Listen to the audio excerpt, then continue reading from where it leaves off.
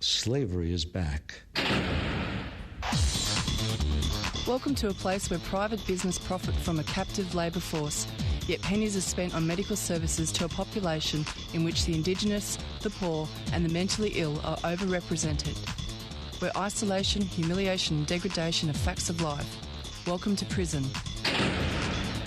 It depends who's telling the story, I suppose. The prisoners would have one view, the people who work in the prison system would have another, and I think it's up to people to decide where the truth is. Give government propaganda and the media spin doctors the flick. And check out Doin' Time for news, views and tunes on prison issues from Guantanamo Bay to Christmas Island to prisons and detention centres everywhere. Every Monday at 4 p.m. on your community radio 3CR. We are still fired up and we're still talking about revolution. Hello and welcome to the Doin' Time show. This is 3CR Community Radio, 855 AM on the dial, streaming live on www.3cr.org.au. This is Marisa and I'll be taking you through until 5 o'clock this evening, and a warning that there may be audio images of Torres Strait Islander peoples and Aboriginal people that have died. The topic today for the show is in regards to the United Nations Committee Against Torture. And first up on the show, I'm going to be speaking with Brett Collins, and Brett will be speaking about a consultation that Justice Action had, and it was in regards to the United Nations Convention Against Torture, and we'll be speaking with him about some of the things that were fed through the consultation in regards to prisoners and detainees. And then after that, we'll be speaking with Monique Hurley, who is the managing lawyer at the Human Rights Law Centre, and we'll be speaking with her about a joint media release with other organisations, and I'll talk about that in more detail later, about the Albanese government ending torture and human rights abuses in prisons and police cells across Australia. And that's what the submission is about, that the Human Rights Law Centre has sent. But in the meantime, we're going to be speaking with Brett. Hello, Brett. Welcome to the program. Yes, good afternoon, Marisa. It's lovely to have you. Yeah, it's great to be here with you guys again. Now, the Coalition calls on the committee into Australia's compliance with the Convention Against Torture to recommend that all levels of government ban barbaric use of solitary confinement, routine strip searching and spit hoods in places of detention. Now, I've given you that little bit of introduction, Brett, just to set a little bit of a scene and context with what's going on. And I'm reading actually from the Human Rights Law Centre media release, and they've sent a joint submission with other organisations. Can you talk about some of the things that you've been doing and Justice Action has been doing, and talk about the consultation and just describe what the committee is? Look, absolutely. I guess, look, we've been around a long time. Justice Action sort of tracks its history right back to the beginning of the penal colony, right? And so we always think in terms of, like we've got now, finally the United Nations is going to ensure that the right, the obligation for an inspection of places of detention, which mean not just prisons, but also psych institutions, immigration detentions, juvenile justice and detention, all those areas, even senior citizens, actually, some of those areas as well, where people can't leave.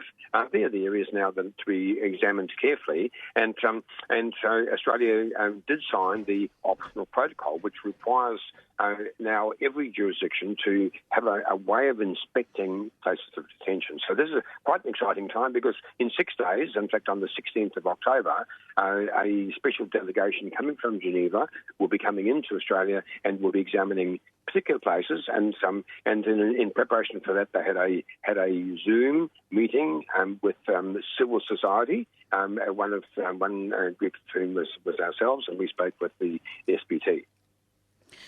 So, what's the position of Justice Action in regards to, being an anti-torture watchdog, for instance? Oh, look, potentially this could be really important. I mean, what we would expect is that they would go in, they would lay down some ground rules, and then they would make sure that each of the prison departments, corrective services, every jurisdiction would actually comply with those standards. So we've spent quite some time. In fact, we were first engaged in this back in 2009. So that's 13 years ago. We were engaged in the original seminar where civil society was able to then tell the group that came from Geneva what we thought was important and what expectations we as well, in fact, representing detainees, Justice Action was representing detainees at that original seminar, what we expected to occur. And we laid down quite a few things. We said, well, no, we are quite cynical about this. We've actually had a lot of inspectors and official visitors and ombudsmen looking through the prisons, and nothing has changed. So something has to change, and the first change would be we should listen to the detainee voices themselves, not wait till every inspector comes through once every 3 months or 6 months and then have a report that may or may not be a public report afterwards. And what we should have is continual monitoring, where the people in prison themselves, the detainees, have a continual conversation with the people who are inspecting. And so we put that forward as a document. And then when it came to the consultation that happened last Tuesday night, there was a Zoom then with the 4 members of the inspection team coming in from Geneva, and we said to them very carefully, we had 3 or 4 minutes to talk, and we said to them very carefully, it is absolutely essential that the detainees themselves be notified that you're coming in. If you don't notify them, then you're not even paying them respect to say that something is happening that affects them. You know, there's a right to be informed about things that affect you. And here's this the OPCAT group, the SPT, coming in internationally, coming in to see what's happening in Australia, and you haven't yet told the detainees themselves that you're coming in. That's the first thing. They have a right to be informed. And the second thing is, well, they may even have some ideas how you can prevent their being tortured, bad treatment, ill treatment. They may even have some ideas as well.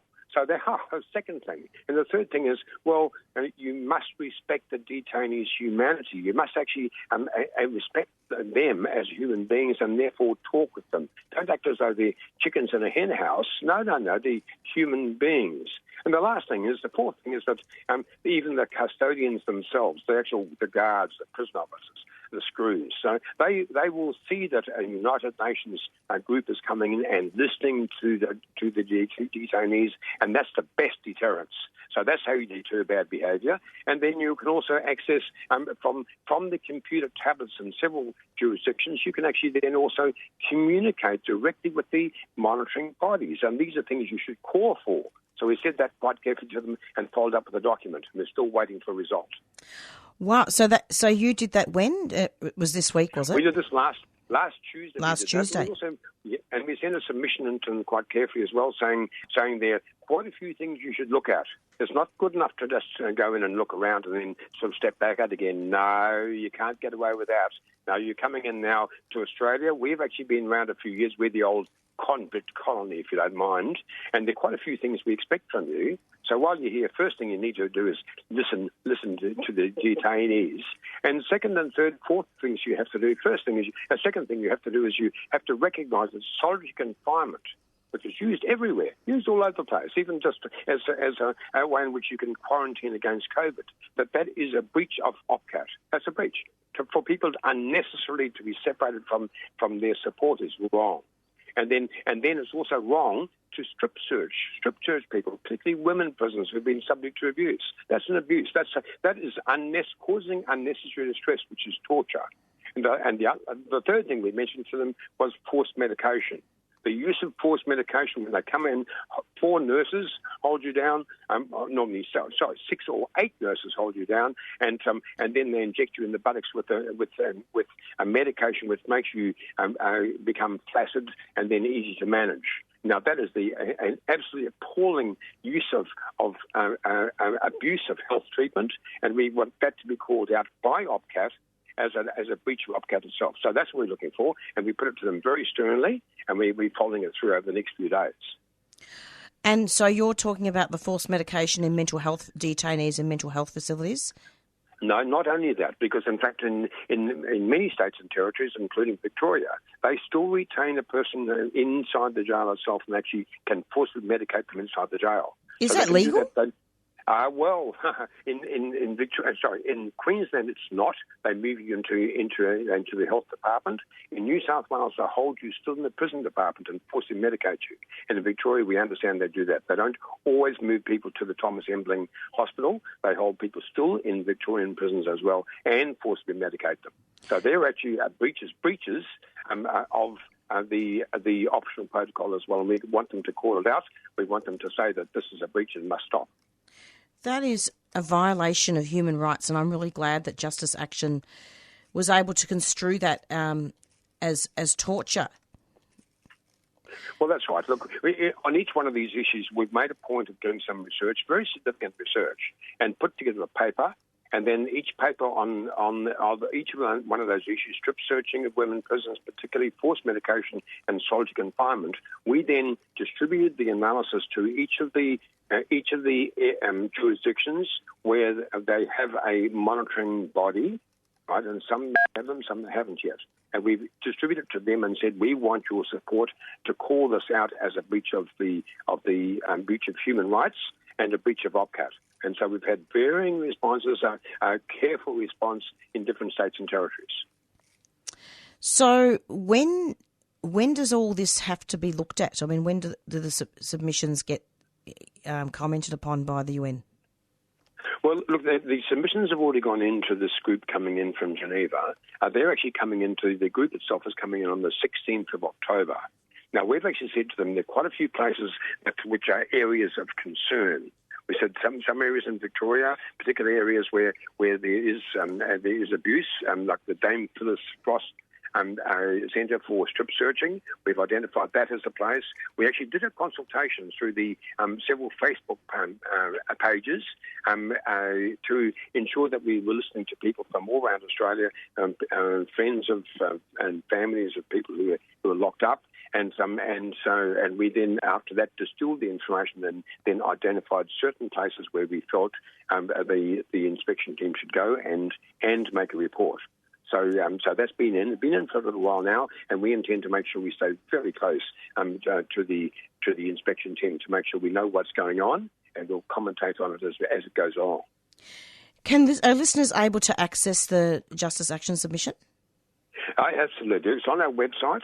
It's a 12-page submission, quite carefully prepared, and linking back to work we've done in the past and the analysis of each one of those issues.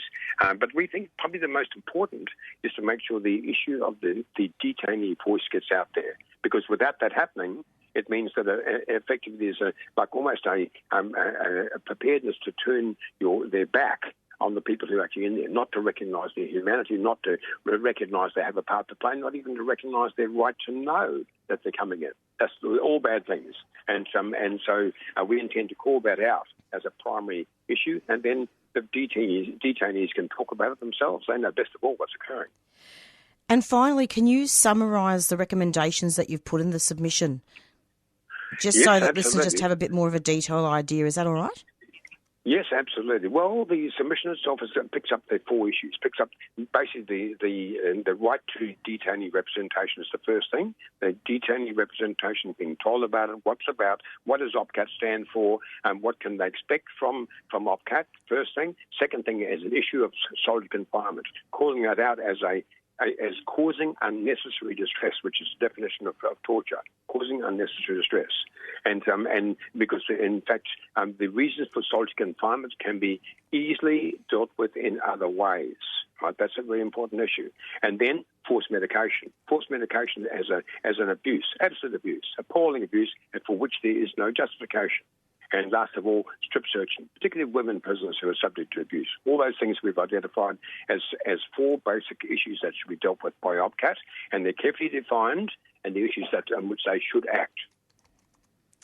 Brett, thank you so much for coming onto the program. It's just really, I'm hoping that the UN will actually be powerful enough to do something about it. I mean, it seems to me that sometimes nothing's done.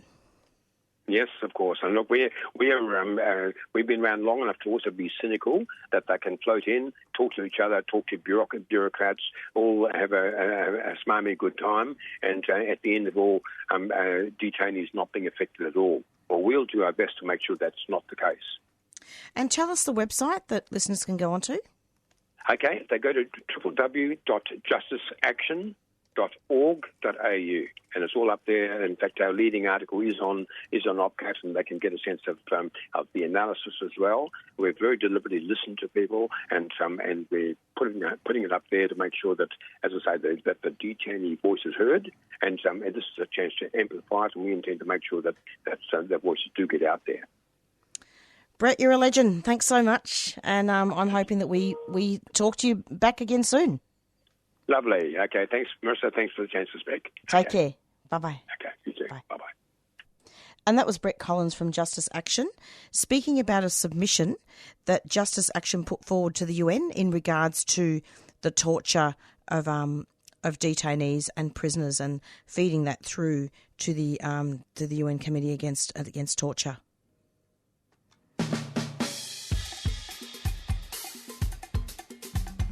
In the lead up to the state election, join the Homes Not Prisons campaign for street theatre, speeches from people with a lived experience of criminalisation, and a rally demanding investment in Aboriginal community-controlled public housing for criminalised women and their families.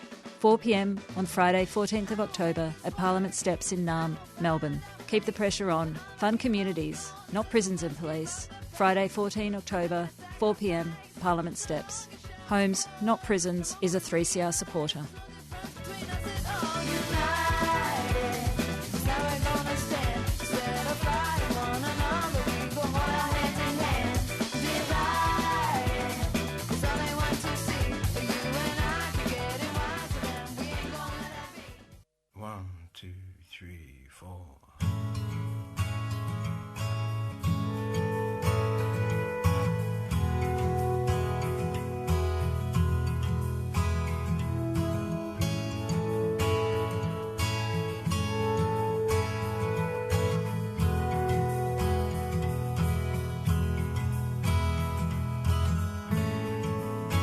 Uncle Banjo told me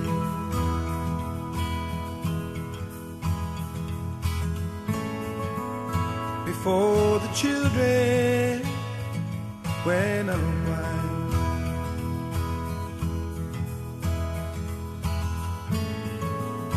life was good, life was free.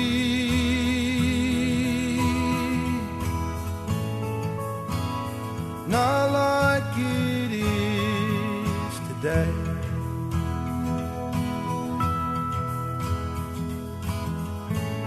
Children running everywhere, and the trees were looking after.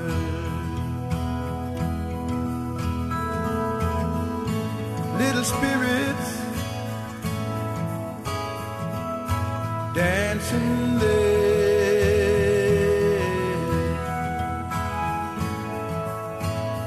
among the sweet, sweet laughter. Oh, but there's weeping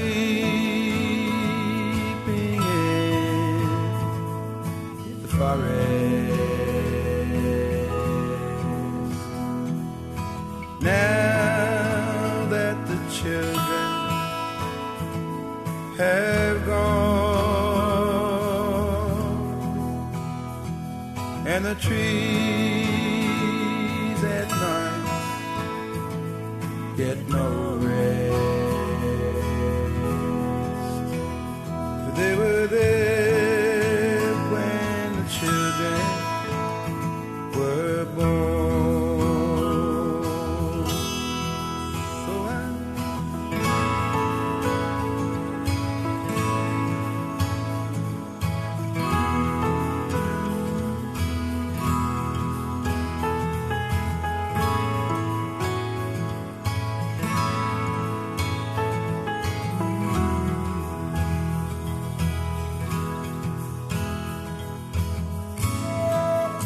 Uncle, let me fly away with you, and let me see the things you see.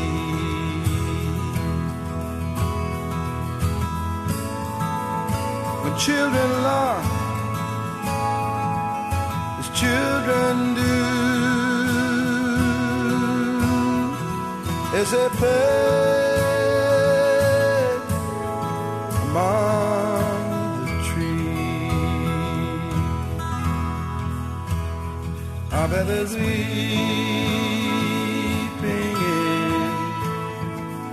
in the forest. Now that the children have gone,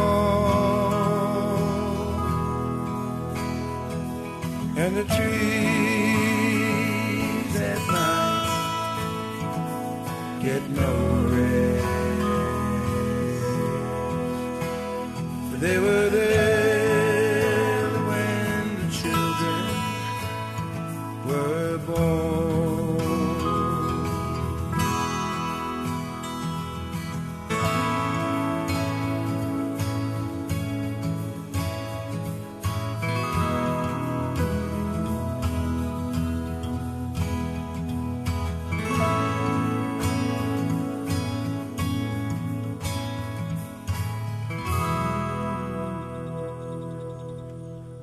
No crime, no time. Fix Victoria's bail laws now. Prisons are bursting at the seams with poor people. ISJA Melbourne is calling on the Victorian Government to release unsentenced people on remand from Victorian prisons. First Nations people are 3% of the population, yet represent 29% of the general prison population. 89% of First Nations women entering prison are unsentenced, ISJA Melbourne is asking you to sign the No Crime, No Time petition, which can be found on ISJA Melbourne's Facebook page. Indigenous Social Justice Association Melbourne is a 3CR supporter. And you're back with the Doing Time show, and it's approximately 4:22. And you just heard an interview previously with Brett Collins from Justice Action, and then after that you heard a song by Archie Roach called Weeping in the Forest. And of course, well, we are still mourning the passing of Uncle Archie some weeks ago now. But pretty soon we're going to be doing an interview with Monique Hurley, who is the managing lawyer of the Human Rights Law Centre. And before we do the interview, I'll just give you some preliminary material to listen to. So there's been a media release, and I talked briefly about that in the introduction. I just wanted to speak about it in a little bit more detail. So it's entitled Australia's Prisons Under Scrutiny by United Nations Anti-Torture Watchdog. And I'm hoping actually to bring you some more interviews with other organisations who have sent submissions to the UN. But I'll just read out the introduction to the media release, just to put things in context. In a joint submission to the United Nations Committee Against Torture, Change the Record, the National Aboriginal and Torres Strait Islander Legal Services and the Human Rights Law Centre, they call on the Albanese government to end torture and human rights abuses in prisons and police cells across Australia. The Coalition calls on the committee into Australia's compliance with the Convention Against Torture to recommend that all levels of government ban the barbaric use of solitary confinement, routine strip searching and spit hordes in places of detention across Australia, repeal dangerous and discriminatory bail laws, and raise the minimum age of criminal responsibility from 10 to at least 14 years old. And then below that, there's quite a few quotes from the organisations that I've just mentioned, and we'll be speaking to Monique very soon to talk about some of those things. And as I've been reading the media release, I have it certainly one of the things that the Doing Time show has done over many years now is to really scrutinise all that and to do many, many interviews on those topics that I've just mentioned. And, you know, it's really fantastic that, you know, the UN is coming in, but how much it will change. And I'm hoping that we can do that, particularly also in regards to Aboriginal deaths in custody. So, yeah, before we get Monique on the line, I might just go to a few I will go to a few announcements, and we'll go from there. No crime. Trivia's back, baby. Done by Law's legendary Trivia Night returns Friday the 21st of October at Collingwood Town Hall. Expect an evening of sparkling wit, cunning competition, and of course the glorious glory of sweet, sweet victory. Will it be yours? You'll have to come along to find out. Is this your first year? Welcome! You might just be the best among us, but you'll have to strut your stuff to prove it. Let's get together to raise much-needed funds for the incredible 3CR Community Radio. 3CR is 100% community-controlled and relies on annual fundraising to keep its amazing local content on air. Book individually or register a team of up to 10 people for Done by Law's Trivia Night. Tickets available online. Follow the links from the 3CR website, 3cr.org.au.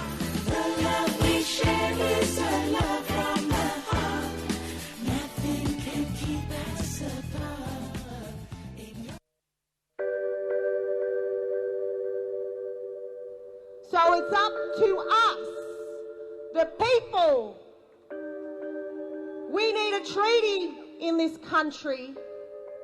We need the end to the war in this country. And the only way we can do that is through a peace treaty.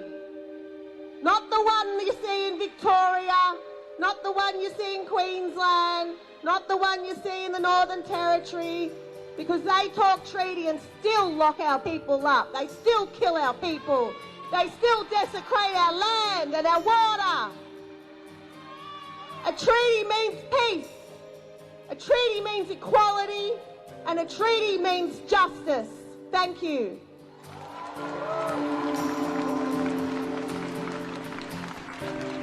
You're listening to Radical Radio on 3CR, 855 on your AM dial, 3CR digital, and podcasting and streaming on 3cr.org.au.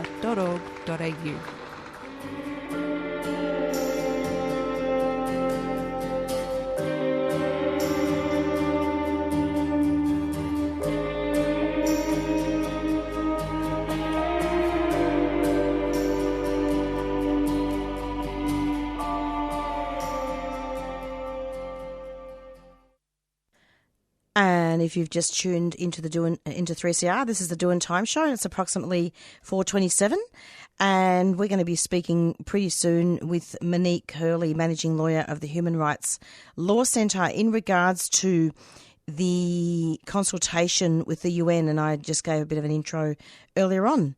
Hello, Monique. Welcome to the program. Hi, Marisa. How are you? It's lovely to have you, and you're in Alice Springs. I am in Alice Springs, so thank you for helping me navigate the time difference. Now, there's been a joint media release, hasn't there, with a number of organisations in regards to torture, and I believe this is in regards to the Committee Against Torture with the UN. Is that right? Yes. So there's a lot going on in terms of the United Nations and different kind of parts of the UN having a look at Australia at the moment and shining a spotlight on what's going on in prisons in Australia. And so you're right. In a joint submission that the Human Rights Law Centre did alongside the Change the Record Coalition and the National Aboriginal and Torres Strait Islander Legal Services, so the NATSLs, we have written to what's called the United Nations Committee Against Torture, which is the committee who oversee countries' compliance with the Convention Against Torture, which is basically the international treaty that Australia has signed up to say that they won't allow torture or other inhuman or degrading treatment in prisons and other places of detention. Absolutely. And what sorts of things does the submission talk about? So the submission canvasses a lot of mistreatment that's happening behind bars in prisons and police cells across Australia. with a focus on kind of the key issue before you even get to kind of abuse behind bars is the fact that so many people are being pipelined into prisons in the first place, and we have really what I would call a mass imprisonment crisis in Australia, where too many people are being funneled into prisons and then human rights abuses are being allowed to thrive in the darkness behind prison walls. And so we think that a lot of work should be done and that the UN should, point out that it's really critical to reduce the number of people going into prison, and two ways that they could do that really quickly would be to repeal dangerous and discriminatory bail laws around the country that are, forcing a lot of people into prison in pre-trial detention on remand, and also raising the minimum age of criminal responsibility from 10 to at least 14 years old to really reduce the number of children becoming entrapped in the claws of the criminal legal system. Absolutely, and in fact the Doing Time show has actually done extensive work with many, many organisations to look at all those topics, including the Human Rights Law Centre. You've been on a couple of times with some of your colleagues. Yes, no, we're always really grateful for you to have us on. It's a privilege to chat. It's lovely to have you. So the United Nations upcoming review of Australia, would you say that that's going to shine the international spotlight on the human rights abuses permitted in prisons across the country? Yes, that's definitely a big part of the point of the whole process. And so shining a spotlight on things like the mass imprisonment crisis, and then also the things that, that governments allow to happen in prisons, so things like the archaic ongoing use of solitary confinement, routine strip searching of men, women and children in prisons, the use of spit hoods in police and prison cells. They're all things that the Committee Against Torture should definitely look at, and hopefully will make some really clear recommendations to governments across Australia to ban those really barbaric practices. How does one do that in the context of colonisation and the fact that a lot of these measures and strategies, they're meant to be apparently punitive and for rehab, according to some governments? Yeah, that's a really good question. And I think that part of where this is all hopefully going is to recognise a bit more that prisons are institutions that are really born out of invasion and colonisation, and that we need to really move away from this focus that governments have, or, obsession in some places, with prisons as the solution to all of the problems. The evidence is mounting in Australia and overseas that prisons don't work if you accept that they are, supposed to perform some kind of rehabilitative function, and that overwhelmingly the people that are, pushed into those places and punished are people, from marginalised communities, people who are targeted by discriminatory policing, like Aboriginal and Torres Strait Islander people experiencing poverty, victim survivors of family violence, people who have health issues and experience dependency, and really, getting the UN to engage with that and trying to shift away from this kind of really limiting thinking around prisons as the catch-all to all, social problems, and, embarking on that reimagination exercise that, the great abolitionist thinkers talk about in terms of what a better future and a safer future for everybody can look like. Thank you for letting us know about that, Monique, because it really is important to have real-life examples. Like, for example, with Veronica Nelson, wasn't she locked up behind bars and there were problems there?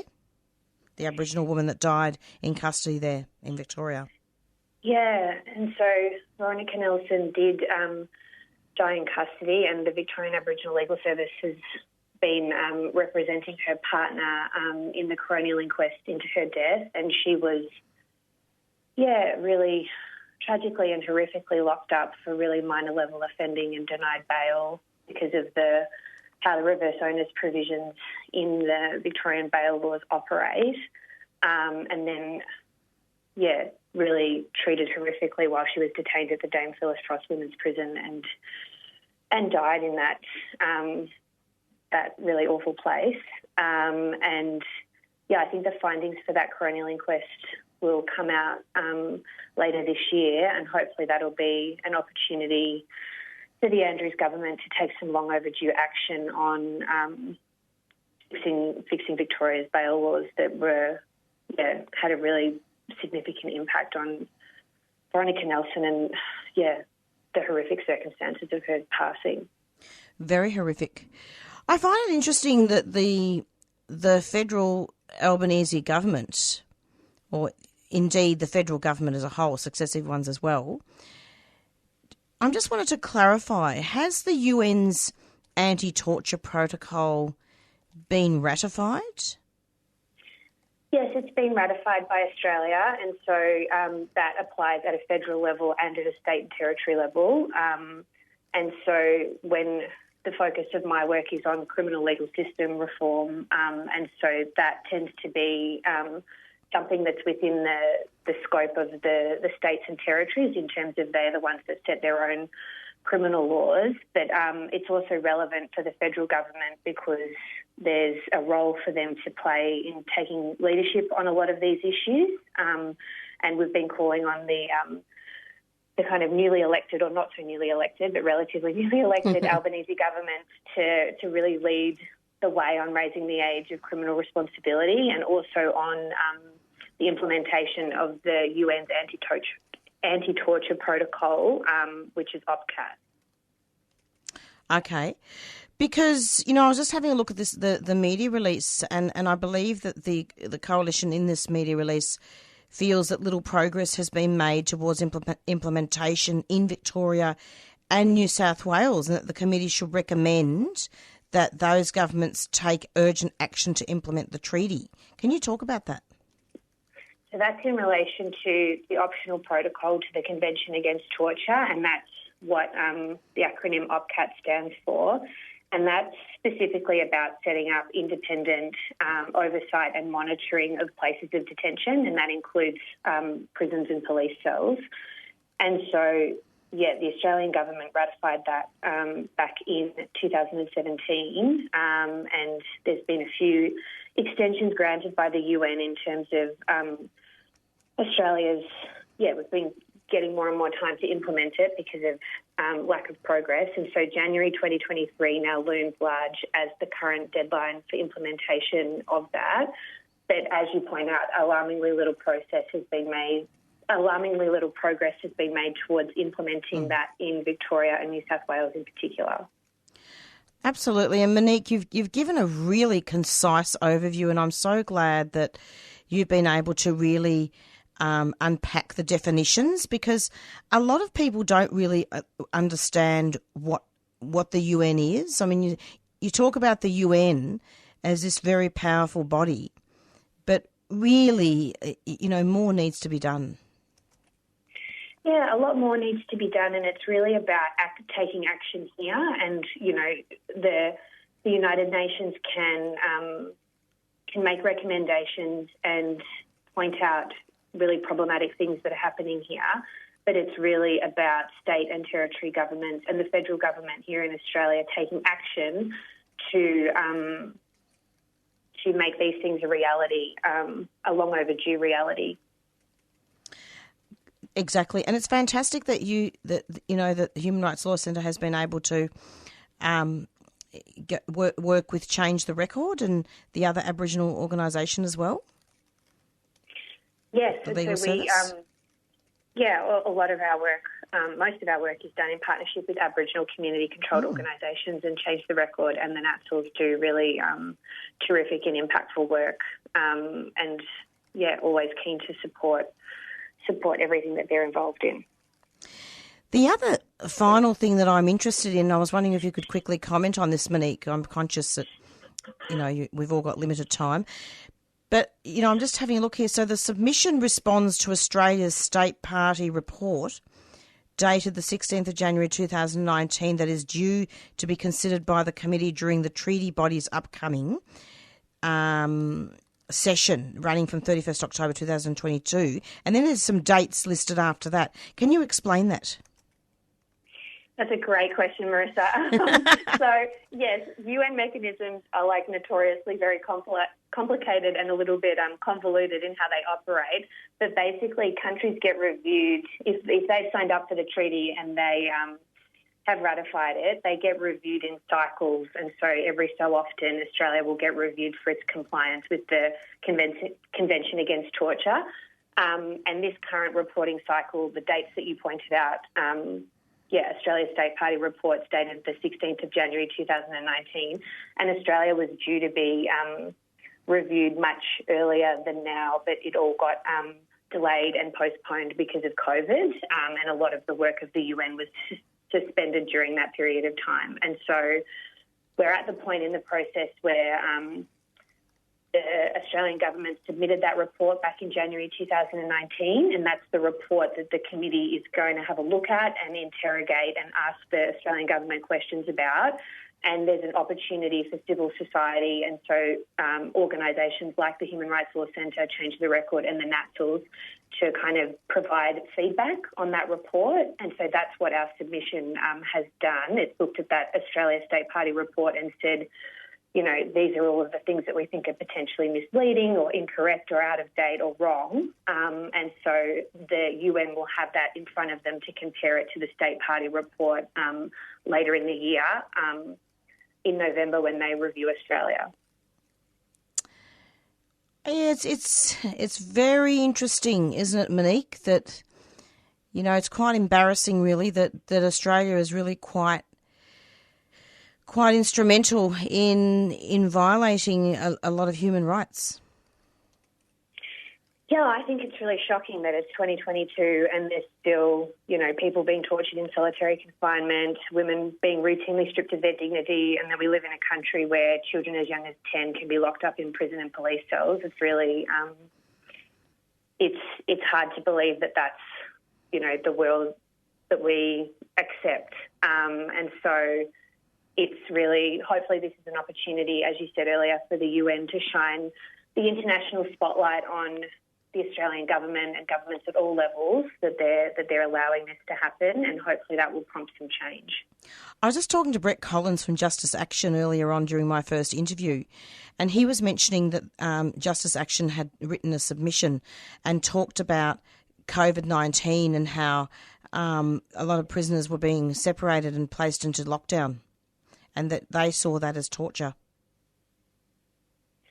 Yeah, I think that COVID has really, the COVID-19 pandemic at its height and in its kind of ongoing, kind of never-ending status that we find ourselves in is having real implications for people in prison that a lot of governments kind of treat as out of sight, out of mind, because definitely the conditions in prisons have deteriorated as a result of the pandemic, and particularly around, solitary confinement in certain circumstances amounts to torture, and if people are being detained in those conditions in Australian prisons, then it's torture and it shouldn't be allowed. And it's the impacts of solitary confinement on people is really well documented, and it can have really irreparable impacts on people after one day. So it's great that Justice Action are doing that work and bringing that to the UN's attention.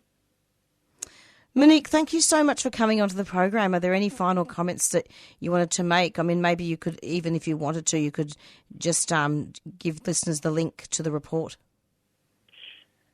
So, yes, the submission that the Human Rights Law Centre did with Change the Record and the NATSLs is on the Human Rights Law Centre website. And so if you Google hrlc.org.au, it will come up on the homepage. And I think just to recap the kind of key things that we want the Committee Against Torture to really look at and to recommend that all levels of government do is to ban solitary confinement, routine strip searching, use of spit hoods and other cruel and degrading treatment in prisons, to recommend that governments across Australia repeal dangerous and discriminatory bail laws, and that governments across Australia also raise the minimum age of criminal responsibility from 10 to at least 14 years old. Monique, thanks so much, and we'll be looking forward to having you back as for future updates. Thank you so much for having me, Marisa. Take care. Thank you. Bye-bye. Thank you. Bye-bye. And that was... Oh. My name is Todd Fernando. I'm the Victorian Commissioner for LGBTIQ plus communities, and you're listening to 3CR. Yeah, we had a bit of a technical difficulty there. That's okay. It's approximately 4:45 and you were listening to an interview with Monique Hurley, Managing Lawyer of the Human Rights Law Centre. And she was speaking quite a lot about the UN and the fact that there's been a number of consultations in regards to human rights abuses in prisons across Australia. And so, yeah, she's recapped quite a lot about the submission. Do take a look at it. It's really informative. And in the meantime, you know, really have a think about some of the topics that have come up today. And indeed, I'm hoping, as I said earlier on, to interview lots and lots of other organisations and I think I'm even going to have a look at some of the lived experience of prison and refugees and, you know, have a look and see what they think about the whole situation. It's approximately 4:46 and I think I'm actually going to be going into a song, and this song is by Emma Donovan, and she's a lovely Aboriginal musician.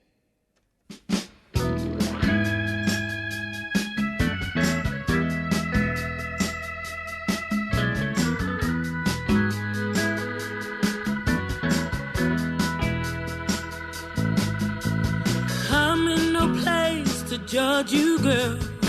When you come through my door, you get a friend with an open heart.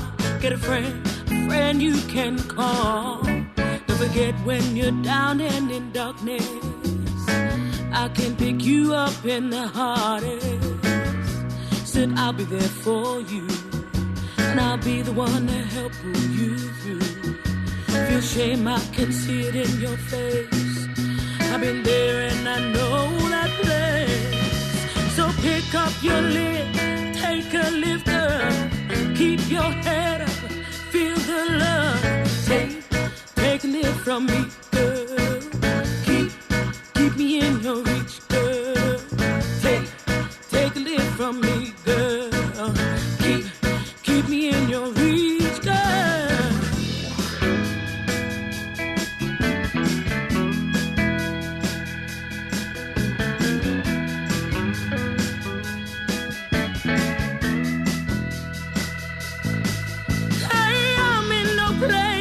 Judge you, girl, when you come through my door.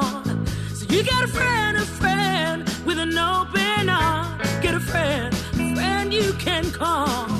Don't forget when you're down and in darkness, I can pick you up in the hardest. Said I'll be there for you, and I'll be the one to help pull you through.